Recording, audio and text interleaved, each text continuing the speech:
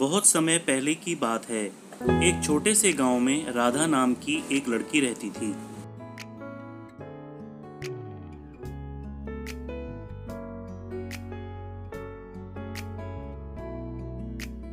राधा की सादगी और खूबसूरती पूरे गांव में प्रसिद्ध थी। वह हमेशा अपनी माँ के साथ खेतों में काम करती और परिवार की देखभाल करती। एक दिन उसकी माँ ने उसे अपनी पुरानी गुलाबी साड़ी दी और कहा, यह साड़ी हमारे परिवार की धरोहर है, इसे अच्छे से रखना। राधा ने साड़ी को बहुत ही स्नेह से संभाल कर रखा। वही साड़ी उसकी माँ ने उसे दी थी और उसे भी उसकी दादी की साड़ी माना गया। लेकिन राधा को इस बात का बिल्कुल भी अंदाज़ा नहीं था कि यह साड़ी केवल एक साधारण साड़ी नहीं बल्कि जादुई थी। एक रात जब राधा सो रही थी तो उसे एक अजीब सपना आया। उसने देखा कि उसकी साड़ी के चारों ओर एक हल्की रोशनी फैली हुई है और साड़ी से सुनहरी चमक आ रही थी। अचानक एक परी उसकी साड़ी से प्रकट हुई और बोली, राधा, यह साड़ी जादुई है। इसका प्रयोग तुम्हारे जीवन में खुशियाँ और समृद्धि लाने के लिए कर सकती हो।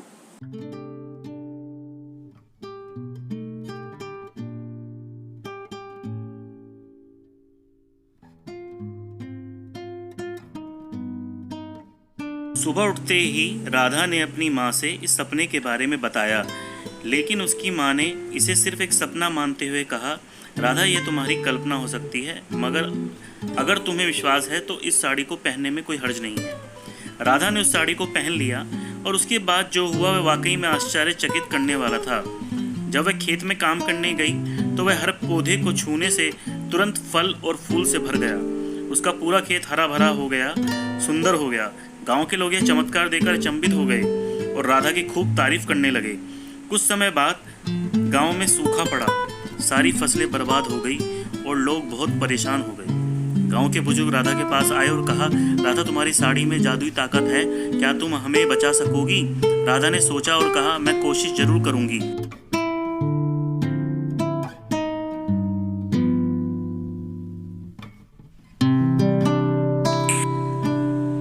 राधा अपनी साड़ी पहनकर खेतों में गई और जमीन पर हाथ फेरा।